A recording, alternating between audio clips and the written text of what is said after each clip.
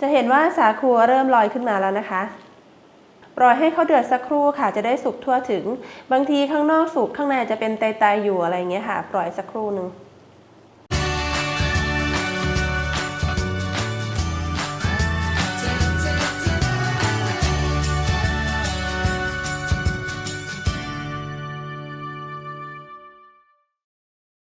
ทำอาหารง่ายๆกับครัวพิไลค่ะ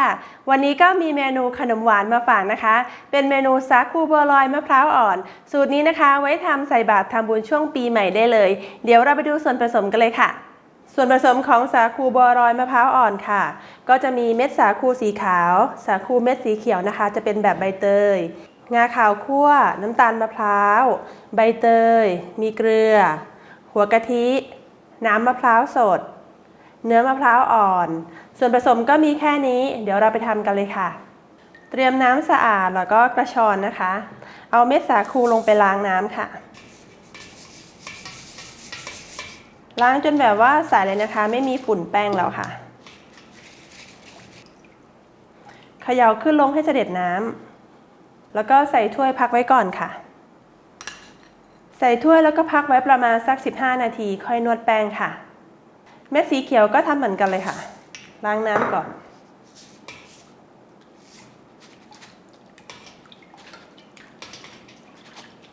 ล้างฝุ่นแป้งออกให้หมดเลยค่ะ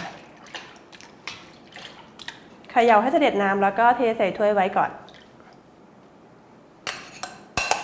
เราจะพักเม็ดสาคูไว้ประมาณสัก15 นาทีเดี๋ยวค่อยมานวดแล้วก็ปั้นเป็นลูกวงกลมกันค่ะ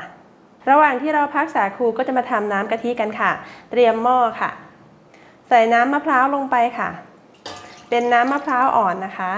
แล้วก็ใส่หัวกะทิลงไปค่ะถ้าใครที่ไม่มีน้ำมะพร้าวอ่อนนะคะก็สามารถใช้เป็นน้ำเปล่าแทนได้แต่เราใส่น้ำมะพร้าวเพื่อให้มีความหอมเลยนะคะใส่เกลือลงไปนิดหน่อยค่ะน้ำตาลมะพร้าวความหวานนี่แล้วแต่ชอบเลยนะคะคือน้ำตาลมะพร้าวมันจะมีความหวานหอมนะคะมันจะไม่หวานแหลมมากค่ะทำให้กะทิของเรามีความอร่อยขึ้นด้วยใช้ไฟอ่อนในการต้มนะคะเราไม่ต้องการให้กะทิแตกมันค่ะค่อยๆต้มไปค่ะใจเย็นๆแล้วก็คนให้น้ำตาลละลายดีดูจนน้ำตาลละลายดีนะคะแล้วก็จะใส่เนื้อมะพร้าวอ่อนลงไปเนื้อมะพร้าวอ่อนเราก็หั่นเป็นเส้นๆแบบนี้นะคะส่วนที่ติดเปลือกสีน้ำตาลเอาออกหมดเลยนะคะมันจะได้สวยๆค่ะหั่นเป็นเส้นๆแล้วก็ใส่ลงไปเลยมะพร้าวอ่อนนี้ใส่เยอะๆได้ตามชอบเลยนะคะฉีกใบเตยใส่ไป2-3 ใบค่ะเพื่อให้มีกลิ่นหอมด้วยนะคะทีนี้ก็ต้มต่อให้พอเดือดเลยค่ะพอเริ่มเดือดปุดๆนะคะให้ลองชิมรสชาติดูแล้วก็ปรุงให้ได้ตามชอบเลยใครชอบหวานชอบเค็มชอบมันก็สามารถเติมเพิ่มตอนนี้ได้เลยค่ะทีนี้เราก็จะปิดไฟค่ะแล้วก็พักไว้ก่อนเดี๋ยวไปดูขั้นตอนต่อไปกันเลยค่ะต่อมาก็เตรียมชามผสมเอาเม็ดสาคูที่เราพักไว้15 นาทีใส่ชามนวดค่ะ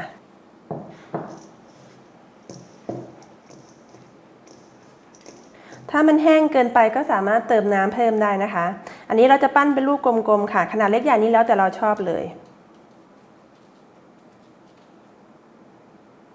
ประมาณนี้ค่ะให้เหมือนเม็ดบัวลอยค่ะใส่ชามไว้ก่อนค่ะทำแบบนี้นะคะจนเสร็จเลยสีเขียวก็ทำเหมือนกันค่ะอย่าให้ลูกใหญ่มากนะคะเวลาที่กินมันจะเหนียวเกินไปค่ะถ้ารู้สึกว่าแห้งไปก็ค่อยๆเติมน้ำนะคะ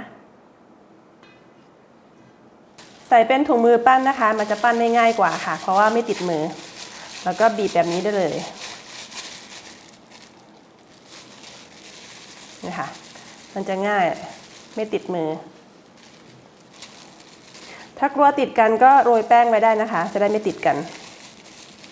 นี่จะได้เร็วกว่าการใช้มือด้วยค่ะใช้ถุงมือง่ายดีส่วนเม็ดสีเขียวก็ทำเหมือนกันเลยค่ะอันนี้จะปั้นยากนิดนึงนะคะเพราะว่ามันแห้งไปเติมน้ำสะอาดลงไปนิดหน่อยค่ะให้แป้งมันนิ่มนิดนึงค่ะมันจะปั้นง่ายทีนี้ก็ปั้นเป็นลูกกลมๆค่ะเอาเม็ดเล็กๆนะคะจะได้กินง่ายๆถ้าเม็ดใหญ่เดี๋ยวมันจะเหนียวแล้วก็เคี้ยวยากเกินไปค่ะ ดี๋ยวเราจะปั้นจนเสร็จเลยค่ะระหว่างนี้ก็ต้มน้ำเตรียมไว้ได้เลยค่ะบัวลอยที่ปั้นเสร็จแล้วค่ะเดี๋ยวเราจะเอาไปต้มกันเลยค่ะต่อมาก็เตรียมหม้อต้มน้ำค่ะฉีกใบเตยใส่ไปสักนิดนึงนะคะขยำค่ะให้มีกลิ่นหอมต้มน้ำให้เดือดเลยค่ะเดี๋ยวเราจะเอาสาคูลงไปต้มแล้วก็เตรียมชามใส่น้ำแข็งไว้ด้วยนะคะพอลวกสาคูเสร็จเราก็จะเอามาน็อกน้ำเย็นค่ะ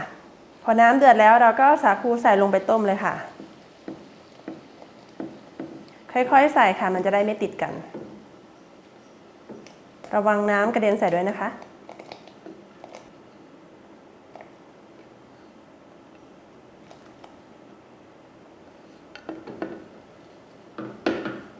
ต้มให้สุกเลยนะคะวิธีสังเกตว่าสุกแล้วก็คือมันจะลอยขึ้นมาค่ะถ้าน้ำเดือดแรงเกินไปให้ลดไฟลงด้วยค่ะจะเห็นว่าสาคูเริ่มลอยขึ้นมาแล้วนะคะแต่ก็มีบางเม็ดที่ยังไม่ลอยนะคะเราก็จะรอก่อนรอให้เขาเดือดสักครู่ค่ะจะได้สุกทั่วถึงบางทีข้างนอกสุกข้างในจะเป็นไตๆอยู่อะไรเงี้ยค่ะปล่อยสักครู่นึง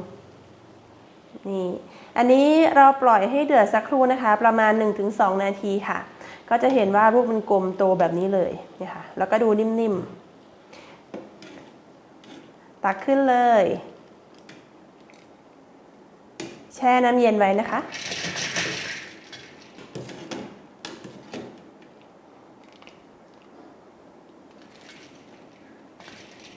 วิธีดูว่าแป้งสุกดีแล้วนะคะเม็ดสาคูมันจะใสค่ะแล้วก็ไม่มีแกนแป้งตรงกลางนะคะแบบนี้คือสุกใช้ได้แล้วมันจะใสแบบนี้เลยค่ะสาคูที่ทำเสร็จแล้วค่ะเราก็จะมาตักใส่ถ้วยกันค่ะวิธีเสิร์ฟสาคูนะคะก็ตักสาคูใส่ถ้วยได้เลย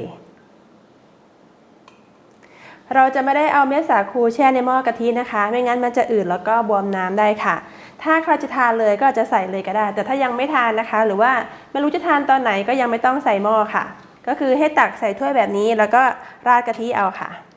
กะทิก็ตักเนื้อมะพร้าวใส่ลงไปด้วยค่ะแบบนี้เลย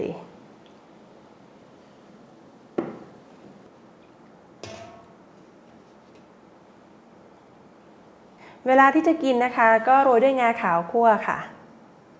สาคูบัวลอยมะพร้าวอ่อนก็เสร็จเรียบร้อยแล้วค่ะเดี๋ยวเราไปชิมกันเลยค่ะ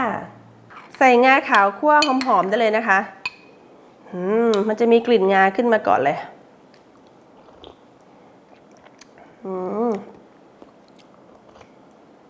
น้ำกะทิหอมมันมากเลยค่ะรสชาติไม่หวานมากนะคะกำลังดีเลยแล้วก็มันจะไม่ได้แบบว่ากะทิมันเยอะมากๆนะคะมันจะแบบกลมกล่อมพอดีเพราะว่าเราใส่แต่ส่วนก็คือใกล้เคียงกันเนาะระหว่างน้ำมะพร้าวแล้วก็หัวกะทิค่ะแล้วก็ไม่ได้ใส่น้ำเปล่าเลยใส่แต่น้ำมะพร้าวทั้งนั้นนะคะทำให้น้ำมันหอมเดี๋ยวลองชิมตัวบัวลอยบ้างนะคะนี่สีเขียวกับสีขาวตัวบัวลอยสาคูนะคะเนื้อมันจะหนึบมากเลยคล้ายๆคลองแคลงเหมือนกันนะชิมเนื้อมะพร้าวอ่อนบ้างค่ะอร่อยอะเนื้อมะพร้าวอร่อยเราใส่เนื้อมะพร้าวเยอะกว่าตัวบัวลอยอีกนะสูตรนี้จะเน้นมะพร้าวเยอะกว่าบัวลอยนะคะชอบกินมะพร้าวอ่อนแล้วก็เวลาที่เคี้ยวโดนงานะคะมันจะมีความหอมมีความมันด้วยอร่อยดีอะ